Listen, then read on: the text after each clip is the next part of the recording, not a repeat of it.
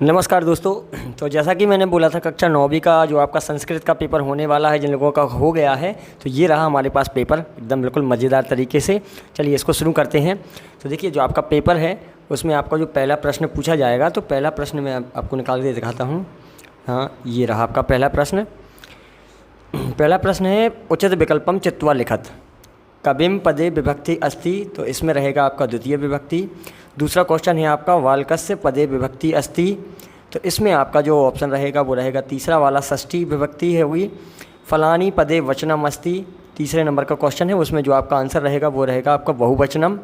चौथा प्रश्न है आपका वाल्को इत्यस्मिन् पदे वचनम अस्ति, तो इसका रहेगा द्विवचनम। पांचवा है आपका सदाचारः एव परमो धर्मः अस्मिन् वाक्येन अव्ययम अस्ति, तो इसमें अव्यय रहेगा यो, है ना। अधोलिखितेषु, छठवा वाला है ये अधोलिखितेषु अव्ययम अस्ति, तो इसमें अव्यय रहेगा सर्वत्र।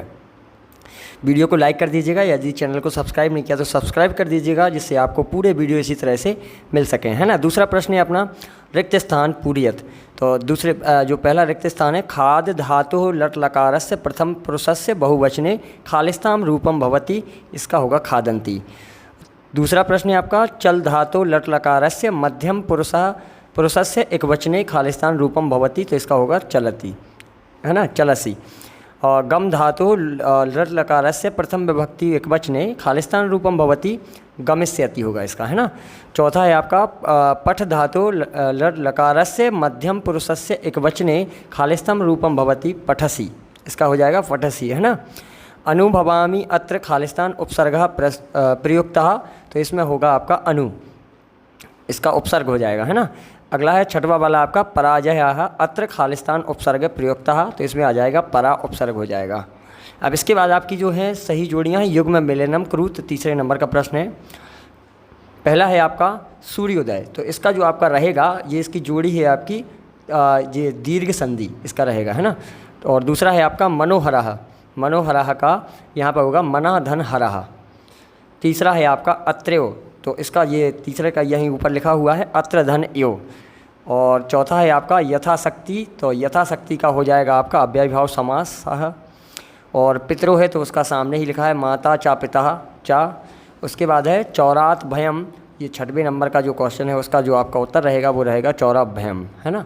ये इस प्रकार से आपके आंसर हो चुके हैं। और इसके बाद है एक पदेन उत्तरम लिखत, तो एक पदेन उत्तरम लिखत में दृष्ट्वा इत्यस्य कहा प्रत्यय, तो इसका हो जाएगा त्वा। करणीयम इत्यस्य कहा प्रत्यय, तो इसमें हो जाएगा नियम। क्रीडितुम इत्यस्मिन् पदे प्रत्यय अस्ति, तो इसमें हो जाएगा तुम। कवे काम संबोधयति वाणीम माता काम आदिशतः, इसका हो जाएगा पुत्रीम।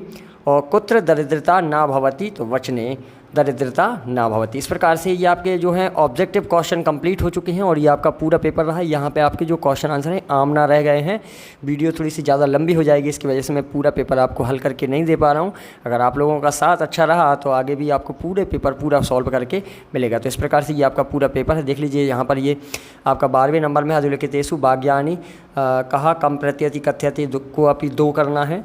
प्रश्न पत्रे समागतानि श्लोकानि विहाय स्वपाठ पुस्तकानि कंठ है स्वीकृतम, एक श्लोक लिखना है इसमें।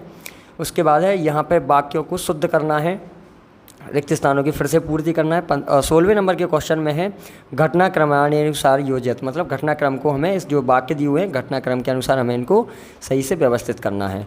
और 17वें नंबर में देखिए यहाँ पर वाच्य परिवर्तनम कुरुत, कोई अभी दो वाच्य परिवर्तन करना है, किसी हमें दो के 3 दिए हुए हैं। 18वें नंबर में है अधोलिखितेषु पठितानु प्रश्नानाम उत्तराणि लिखत, ये हमें गद्यांश दिया हुआ है, इसको हमें पढ़कर इसी के उत्तर देना है। ये यहाँ पर पद्यांश दिया हुआ है। 20वें नंबर के क्वेश्चन में आपको अधोलिखितेषु पठित्वा प्रश्नानाम उत्तराणि लिखत, प्रश्नों के कुछ उत्तर दिए हैं, उत्तर देना है आपको। फिर आपको यहाँ पर अपठित गद्यांश फिर से दिया गया है। 22वें नंबर के प्रश्न में आपको स्वप्राचार्यस्य कृते अवकाशार्थम प्रश्नपत्रे संस्कृत भाषायां लिखत अवकाश के लिए आपको छुट्टी की एप्लीकेशन लिखना है संस्कृत में। उसके नीचे आपको स्वामित्राय एक शुभकामना पत्र संस्कृत भाषाया लिखत, अपने प्रिय मित्र को आपको एक शुभकामना देते हुए पत्र लिखना है। उसके बाद आपको नीचे निबंध दिए हैं संस्कृत भाषा का महत्व पर्यावरणम महाकवि कालिदास। इस प्रकार से ये आपका पूरा पेपर कंप्लीट हो चुका है। और आगे के पेपरों के लिए मैं ऐसे ही आपको पेपर डालते रहूँगा। कल का पेपर भी आपको कल मिल जाएगा। यदि आपका कल जो हिंदी का पेपर होगा, जो भी आगे के पेपर होंगे वो भी आपको मिल जाएंगे। वीडियो को लाइक नहीं किया तो लाइक कर दीजिए और चैनल को सब्सक्राइब कर लीजिए, जिससे बिल्कुल एकदम बढ़िया तरीके से मज़ेदार पेपर आपको मिल सकें। Thank you.